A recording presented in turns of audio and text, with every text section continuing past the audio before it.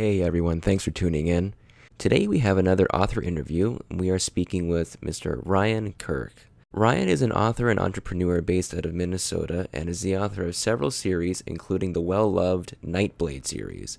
Ryan recently released the third book of the related series, Blades of the Fallen, called Nightblade's End. He is the founder of Waterstone Media and was previously an English teacher and a non-profit consultant before becoming a full-time writer in 2015. We had a really great conversation with Ryan, and it was quite fun. Hope you like it too. Cheers. Alrighty, beautiful people. Here we have Mr. Ryan Kirk. Ryan, thank you for coming onto the podcast. Thank you for having me. I'm really excited for this. Awesome. Please describe yourself a little bit and about your writing in the Nightblade world. Yeah, not a problem at all. Thanks again for having me. My name is Ryan Kirk, and I primarily write epic fantasy. I have been known to dabble in the occasional side of science fiction because I just can't help myself sometimes. But fantasy is definitely my first love when it comes to writing, so that's where I spend most of my time. In terms of Nightblade, it has definitely become a much larger world than I initially intended when I first started writing it. It is now 6 full-length books, and I think 2 short stories and a novella now. Wow. And between all of that, it spans about 1,000 years of history and primarily focuses on a group of magically gifted warriors and healers, collectively known as the Blades, and focuses on their struggle to survive in a world that both needs them and fears them and sometimes hates them. It's like a great summary of Yeah. Yeah. Very intriguing. Your idea of like spanning 1,000 years through the books reminds me of Game of Thrones a little bit, and how the prequels of the show that's now ended is going to kind of continue on, and maybe ways that the author himself didn't expect at the beginning of the story. So it's pretty cool when that happens, eh? Yeah, I've been absolutely fascinated by the idea. I think all too often in epic fantasy, we still tend to have, even though it's this very wide slice of life in terms of this epic scope of world building, I don't feel like it's all too often that you see a world either develop or fall over the course of many, many generations. Mm-hmm. And I am just utterly obsessed with that idea right now. I think the neat part of it is like there's existential themes that are then explored, because it's not just about one life or like we're one life cycle. It's about many, and then the collective experiences of presumably thousands, if not more people, when they've got a world that is very, very old, and there's a lot of depth to it. Even if they're only exploring like a brief sliver of it, the way that it's represented is very... Well, you're a history major, so this stuff is like to you, basically. Yeah. Yeah. So how does your Blades of the Fallen series fit into your original Nightblade series? And what made you kind of want to expand the mythology and the history rather than continuing on with the same characters? Yeah, that's a great question. The Blades of the Fallen, technically, I suppose, could be called a prequel series. Mm. The events in that trilogy happen about 1,000 years before the events of Nightblade. And there were a couple of things that were motivating that decision.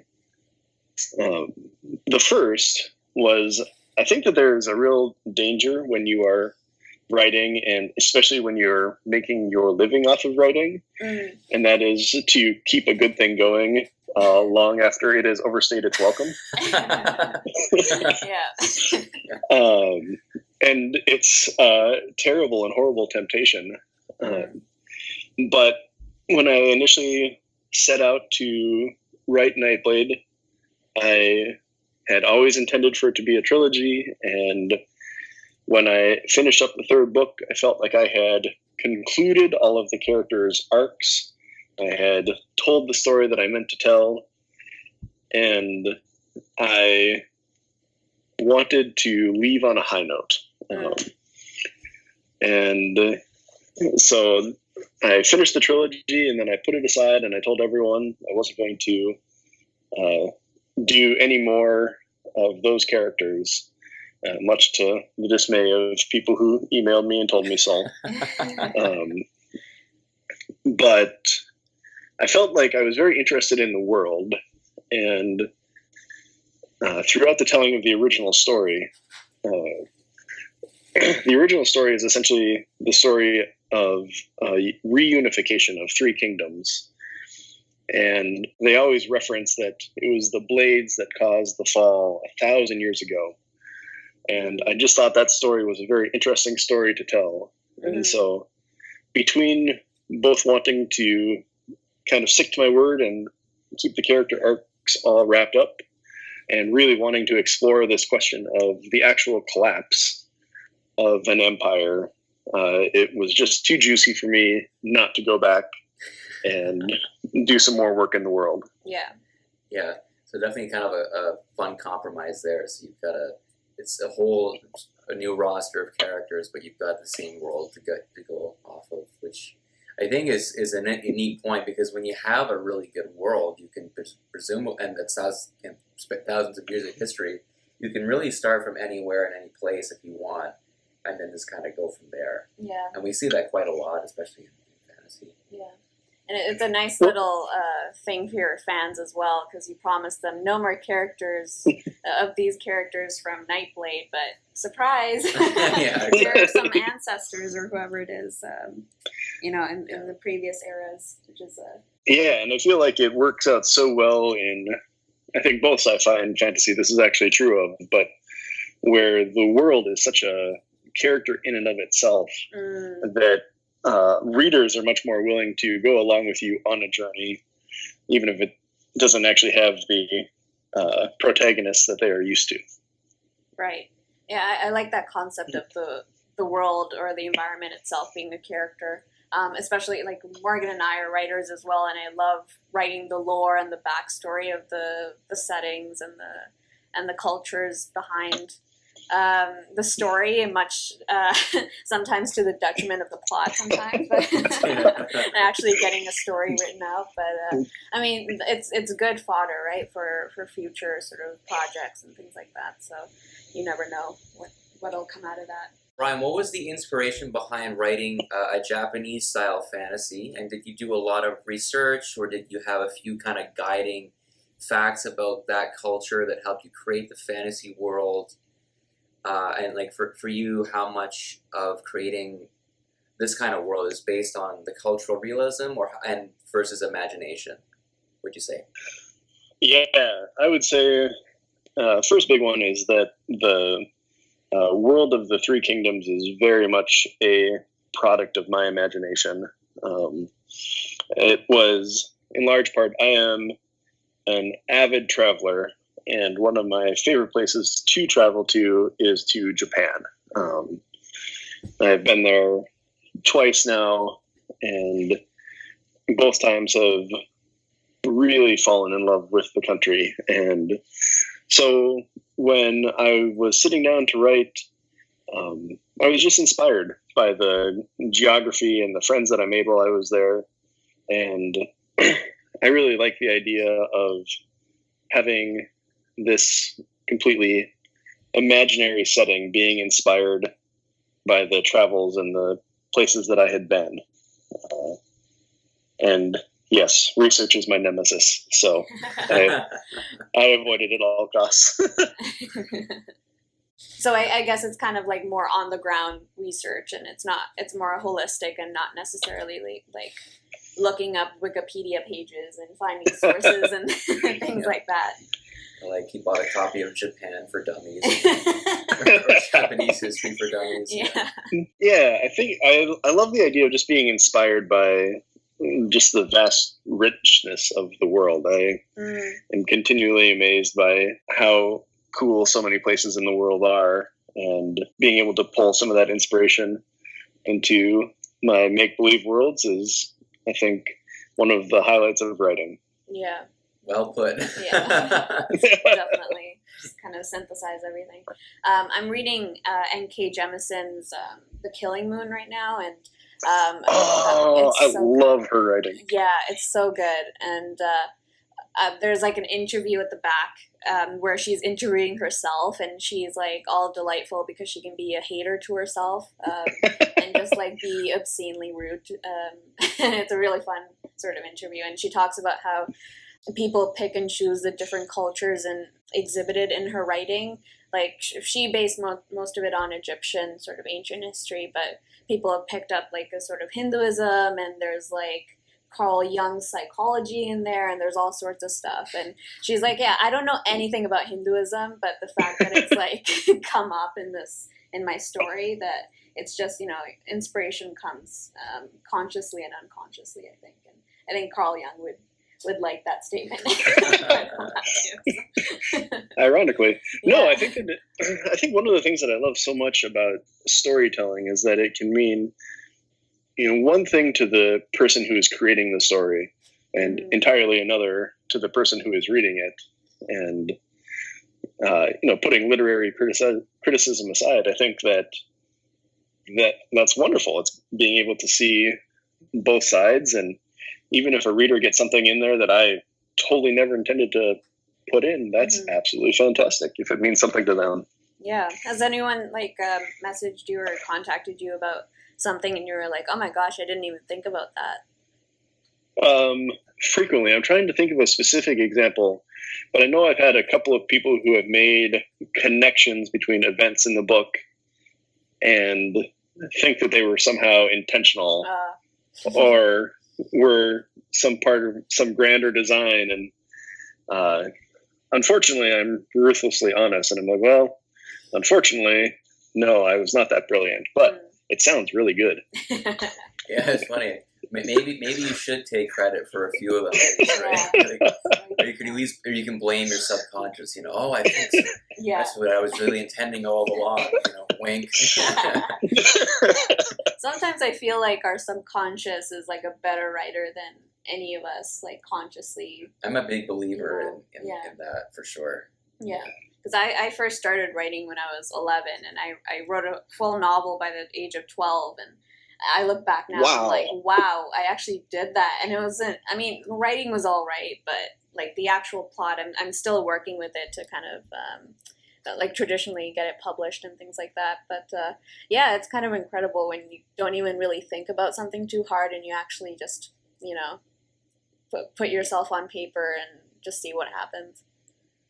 One of the things that I think about a lot that gets underrated when we, as writers, are talking about writing is, for me, just the element of having fun with what you're writing. And I think that a lot of that is because when you are having fun with the worlds you're creating and the story that you're telling, I think that you are tapping into some of that subconscious ability, and you're kind of cutting off your rational, you know, editorial mind. And I am fairly convinced that that is a reasonable theory after a couple of years of full-time writing now. Yeah, that seems like a good way to go about it. I think one of the mantras we keep bringing up is write drunk and edit sober. Hemingway, you know, I love that. Yeah, that is fantastic. You know, just let it all out and see what happens. Yeah, I might make that my desktop background. That's brilliant. Yeah, it's awesome. It's a good way of, you know, like getting over that fear and actually writing something down, and then not caring about what, you know, goo you spew out, but you can shape it up later. Oh man, you know the true problem now, the moral dilemma that you have now presented me is that I typically do my writing between like 5 and 8 in the morning. Oh yeah, morning writing. Yeah.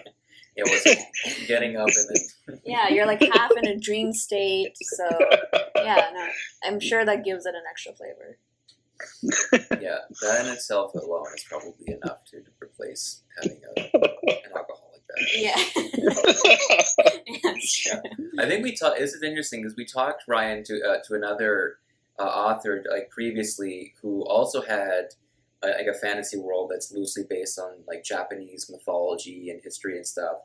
And her method was she would get up in the morning early too, and take advantage of still being like a little bit groggy and writing. Mm-hmm.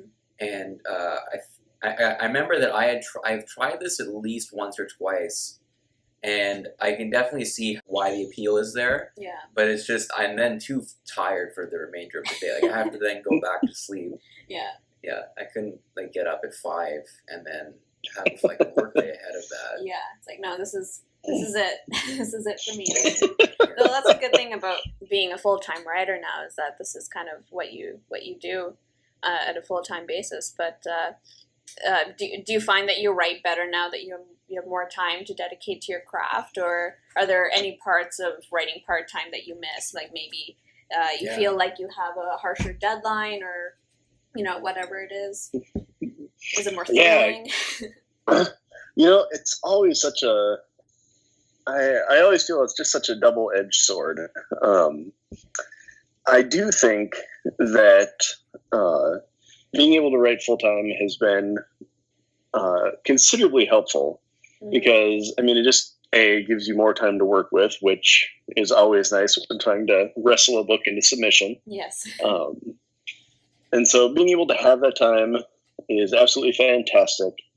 But I think that on the flip side of that, there is this pressure that comes along with, like your food and shelter are paid for with your creative work. Right. And there's a pressure from that. And I always do kind of look back on those the first 2 books that I wrote before going full time. And like, there was no pressure, there was no expectations. And I think that you do sometimes miss that idea. Like, I do have a lot of fun writing, and I certainly would not trade my life right now for anything.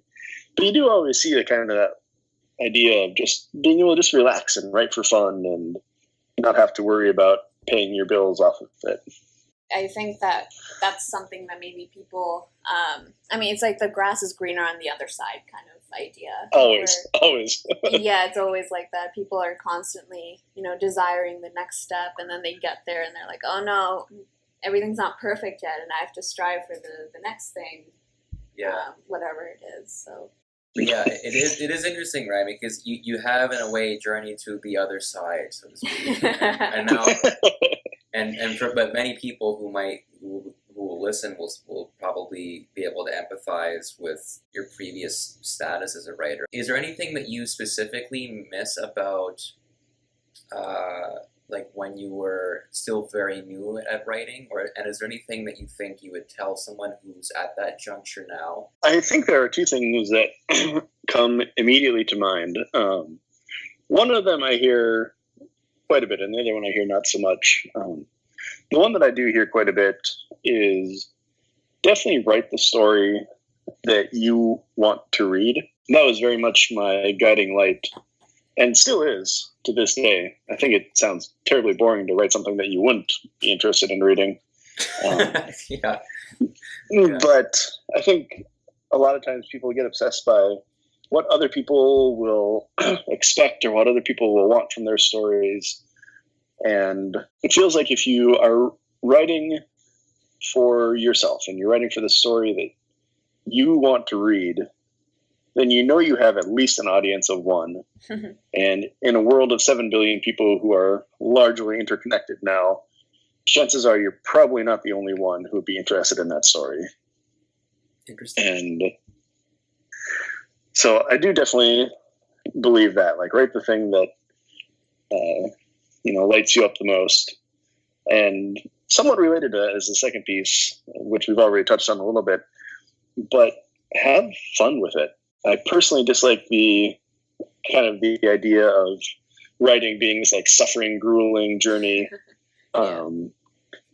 It's not to say that it isn't easy and it doesn't cause emotional stress and distress day after day, but have fun with it. Like, why do it if you're not going to enjoy the process? Right. Yeah. So yeah, definitely, like, don't force yourself to do it because you feel like you have to please somebody.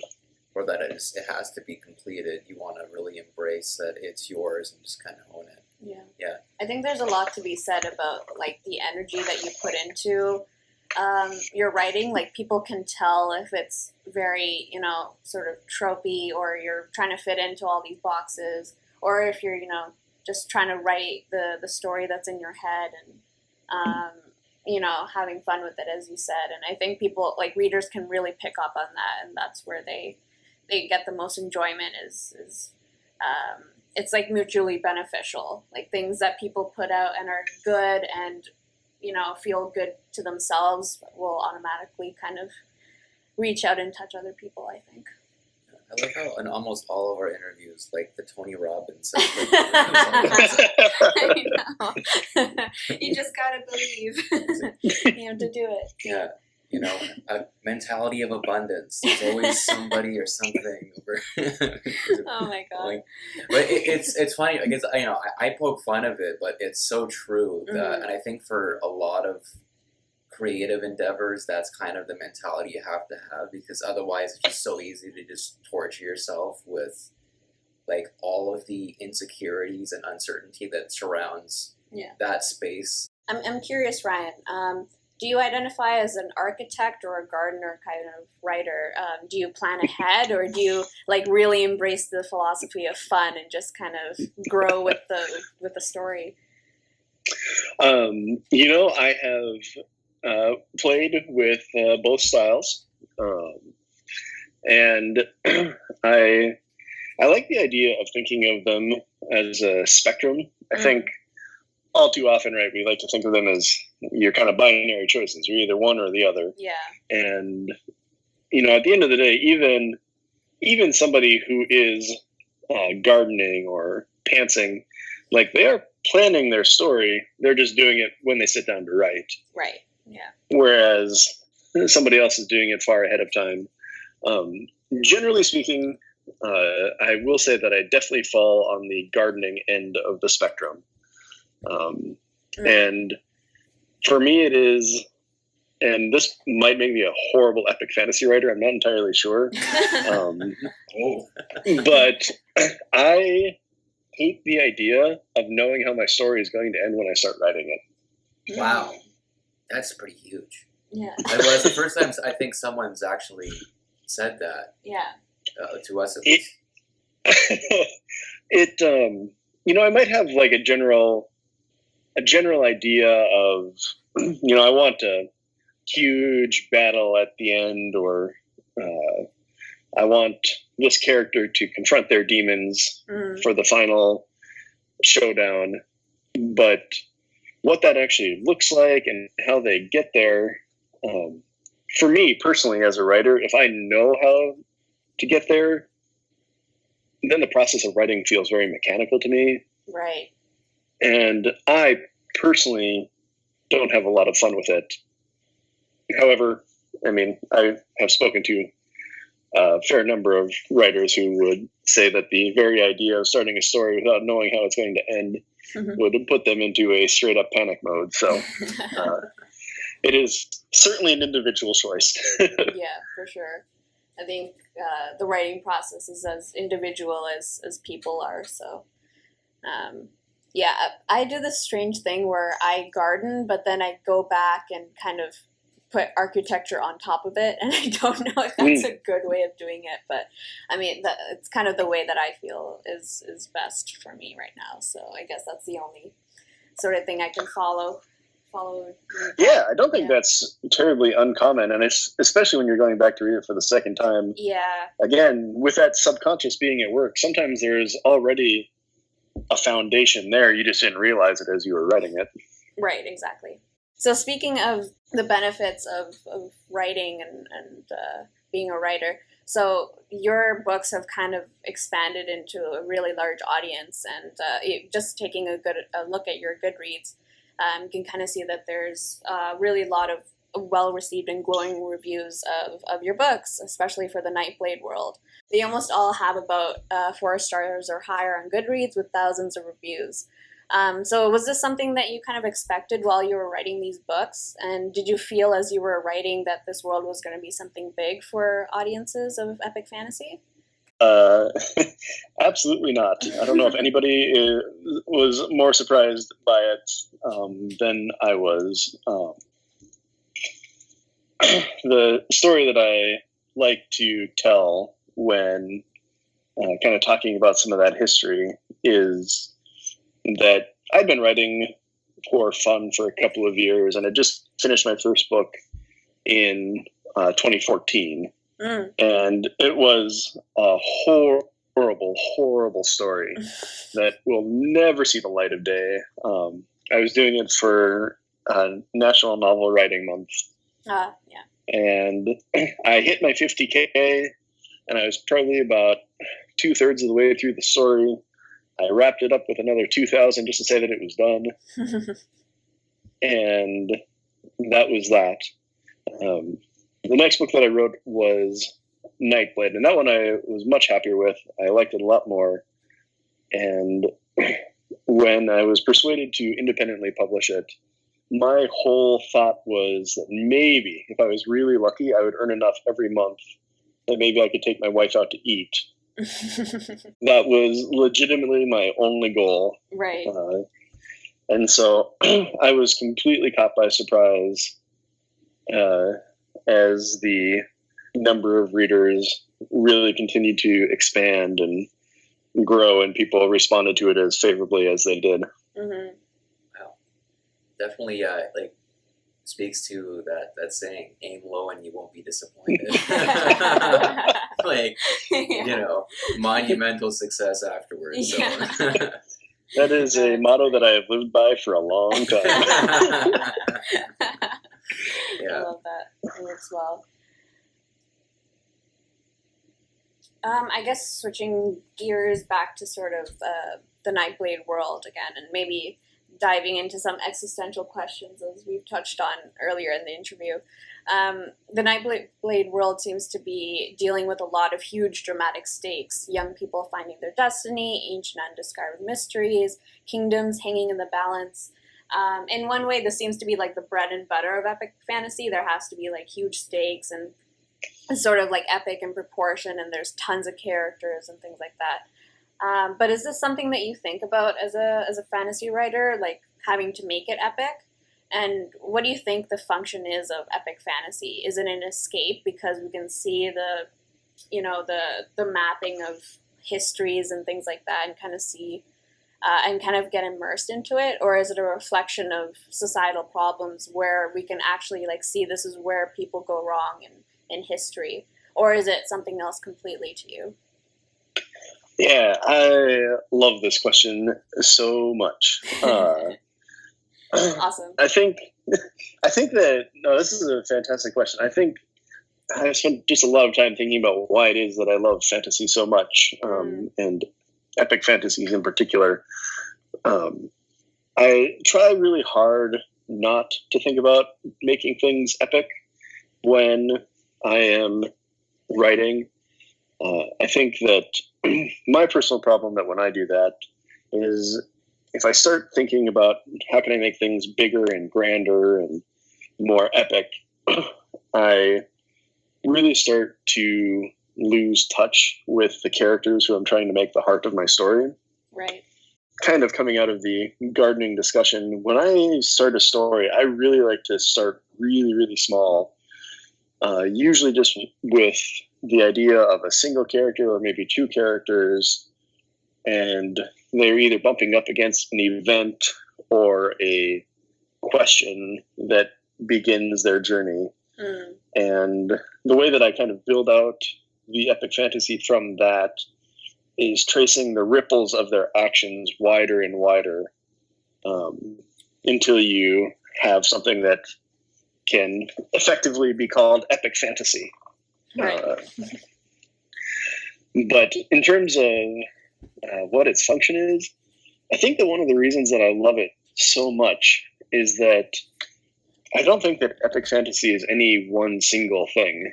I think that it can serve as a magical romp through a fun adventure. It can be a mirror on our society. It can be incredibly cathartic. And I think that the very best epic fantasy stories manage to do all of those things at once. And it just seems like being able to include such a depth of world building and the ability to include magic seems to be able to explore so many facets of life and society and emotions that I just sometimes think it can't be beat.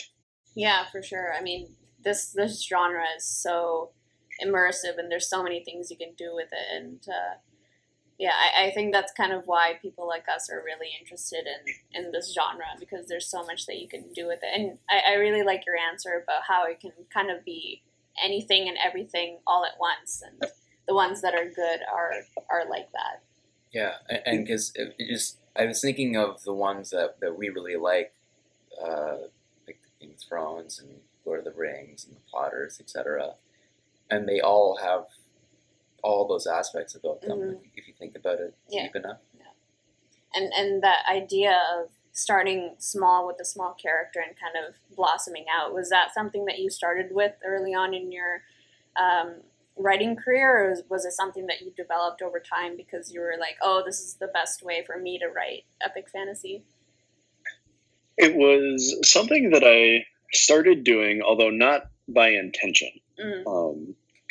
Mostly it was just as a young writer trying to keep things as simple as possible to get started and to try and keep the world building elements as narrow as possible,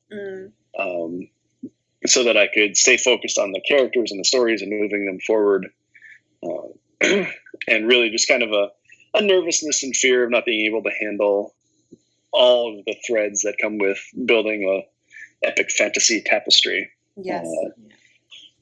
But what I've also found is that for a while I started playing with more and more complex world building, and I've absolutely loved it. But I've also found myself kind of coming back to this idea of starting small again.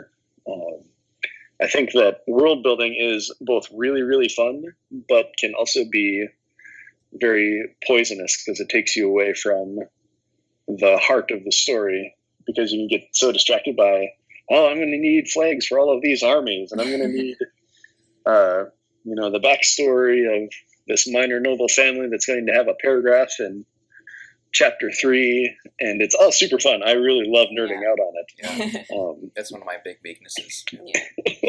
But it definitely distracts me from the actual process of writing the story about characters who are completing their arcs.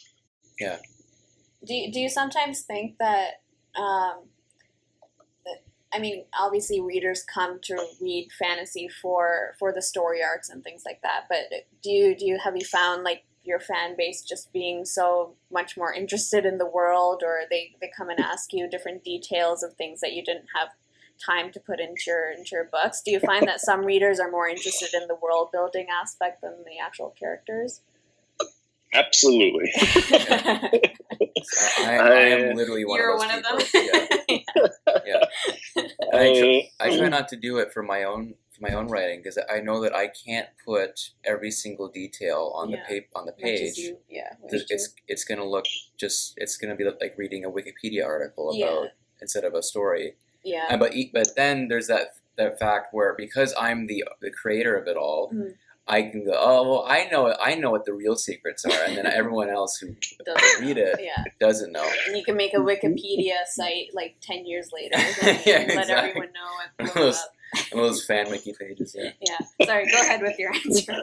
Oh no, I was just thinking that I've definitely gotten emails and questions from readers, and they'll ask me some question about the world. And do any of you or either of you watch the Pitch Meetings YouTube series, making fun of popular movies?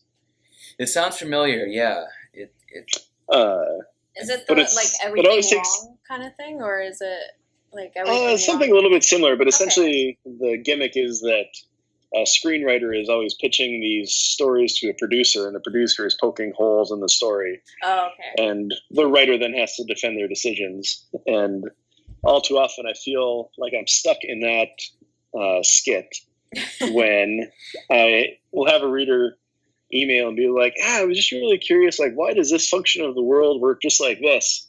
And I feel like the screenwriter, like, throwing up my hands, being like, I don't know. That's awesome. Yeah. Yeah. No, that's great that you have a whole army of producers then ready for you if they need to. if you ever like get the chance to make a film or movie adaptation, they're going to be there with all the details.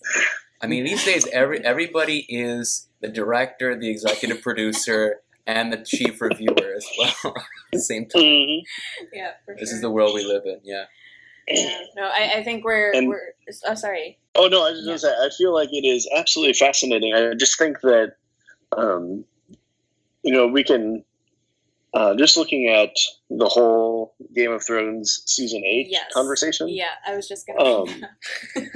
Yeah, I just think that one of the fascinating things about that, whether you liked season 8 or you hated season 8, I think that what is fascinating is that as a culture, there is now a literacy around storytelling that I don't think has existed before, where, you hear casual commenters throwing around terms like Deus Ex Machina and, complaining about the suddenness of character changes. And I think that is both thrilling and also it raises the bar for all storytellers because there are definitely a lot of very informed consumers out there. Yeah, and this is something that I was thinking about with the season and of Game of Thrones and perhaps season 7 is that because it was you could see the change in direction with the plot and the stories.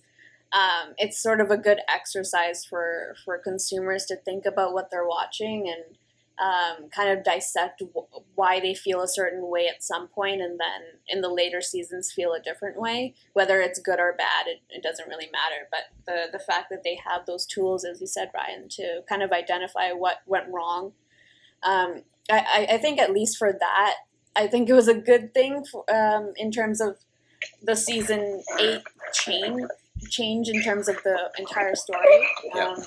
I think Morgan and I both unanimously say that it was kind of like the story really deteriorated because they were really rushing things. But I think the one benefit from that is that people have an example now where they can kind of dissect what went wrong and can move forward now with a more informed idea of what storytelling really is, as opposed to just when something is so good, you don't even understand what the different machinations are that go into the storytelling. We kind of take for granted. Yeah. Frankly. So when it goes bad in a way, then people can really identify and see how much actually goes into a good story. And I think that's a good thing. Yeah, absolutely. I feel like there are 2 points that I want to make. The first is that I actually read a fantastic article that described how it kind of ties into one of our earlier conversations, which is why I thought about it, but how George R.R. Martin is, by his nature, he is a gardener. Yes. He has often complained, like, if the books get slow and dragged down and, say a dragon queen gets stuck in a city for a really, really, really, really long time, like, that's because, like, he brought the character there and then got stuck with her. Yeah. Whereas when they look at seasons 7 and 8, it was in the hands of people who had like a very concrete time frame and wanted to get like a concrete amount of story out, and just very plot heavy, losing some of that focus on the characters that had been the hallmark of the show to that point. Exactly. And it was like the author of the article was basically saying that you have in one show both the greatness and the pitfalls of both sides of gardening versus architecture. in one show, and I thought that was really, really fascinating. It's true. It is. This could be a really good exemplar of that. Yeah. And then I guess the other thing I was going to say is, how cool is it that so much of the world is arguing over a fantasy story that has dragons? I mean, could you even imagine that happening 10 years ago? Yeah, no. It would be maybe like a vampire or movie or something. Maybe. Some lame lover teen vampire. But then those were all relegated to a certain demographic as well, and that demographic wasn't taken seriously. But here, it's like you would go to work and your coworkers would talk about this. Well, I mean, I remember being at work. This was a couple years ago, and I was reading the Game of Thrones books, like just on my lunch, and I noticed people would see them, or they go, "Oh yeah, I read that. It's really good," and any demographic of person, and same with Lord of the Rings books, and like I was on the bus and someone, "Hey, that was a great book." It's like, wow, you know. I've heard this little quip about how if you see someone reading a book that you like in public, then it's basically like the book is recommending that person to you as a friend. Because you have that book in common. And I thought that was really cute. Yeah. I do agree. I think that seems fair. Yeah. It is really cool that people are, I think you've mentioned on a large scale, very engaged with this kind of story, and are obviously willing to, pay and come up to fan events, and are desperately now awaiting the last couple of books that he's going to come out with. People in the office are already talking about the prequel series. Oh man! So I'm glad that there's still a want for this, but I think it's because it's not just really about the entertainment. It's that people really do get emotional fulfillment from these stories, and they do get the political messages that are there, like the war is bad, and and how it ruins people's lives and their relationships with one another become complicated and fraught as a result. And I think that people are just hungry for something that is not like you're not very cookie cutter, but they still want to have the kind of hero, hero story. Even though Game of Thrones kind of threw that out the window. But people like the epicness of it, I think, and the idea that there are people that are not heroic by nature, but then they kind of become that almost by accident. So. Or vice versa. Do you have any theories, Ryan, as to why all of a sudden fantasy has gotten so big in popular culture these days? I think there are a couple of reasons. I think we can definitely point to Game of Thrones as a primary driver of, particularly in the last decade. I remember specifically with the very first book that I saw one of my friends reading it, and he is a gentleman who does not read fantasy. And his argument to me, and this was well before the TV show, I think, was even in development, but he said to me that it was a fantasy book for people who don't like fantasy. And it really bugged me. But when I read that first book, I absolutely see where he was coming from, because the magic that exists is so subtle. It exists as legends and stories and belief systems. And it isn't until the very end, when the dragons are hatched, where you're like, oh, holy crap, I've been reading a fantasy story this entire time. And I think that gentle introduction, and the TV show follows that same thing. You've got essentially a historical intrigue that suddenly just layers on one fantastic element after another. And so you get that very gradual introduction for people who maybe would say, dragons, I'm out. And so that is really cool. And I do think, too, that escapism is definitely a part of it. I forget where I've heard this. It's been in several places now, but the idea that you can kind of judge the mood of a culture based on what it is consuming, and that when people are feeling more uncertain about the world they're living in, they tend to turn to things like epic fantasy or more dark fantasy even. And I find that idea really, really fascinating. Yeah, that's so interesting. I'm an English major, so I kind of my day-to-day thing. Yeah, there you go. Oh yeah, you were an English teacher, right? So you're all about critiquing the sort of cultural and technical aspects of writing, but the whole idea of the comic books from the golden age were kind of talking about nuclear war or the Cold War and things like that, or vampires representing like HIV or homosexuality, and all these like high concept worries that people had were kind of concentrated in these archetypes or symbols found in fantasy, basically. And I think you're so like interesting, and sorry, your point was so interesting, and it was fascinating. You're also an interesting person as well, but that's besides the point. Yeah, just slipping a compliment. Yeah, if you listen back, you'll hear all the compliments that we've Easter egged in there. No, before I ramble on. All right.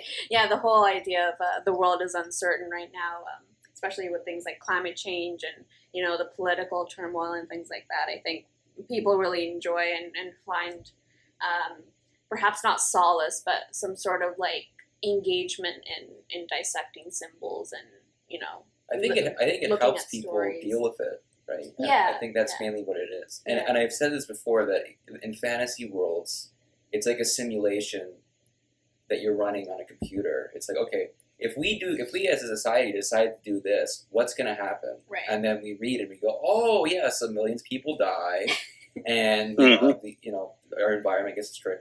I think that for people, that's kind of what it is. It's kind of like, okay, like it's answering some what if questions to them. That's really interesting. Yeah. It's kind of like dreams. How like science has sort of hypothesized that dreams are for simulating real, like what could happen in real life and what the consequences are without having to deal with them. Yeah.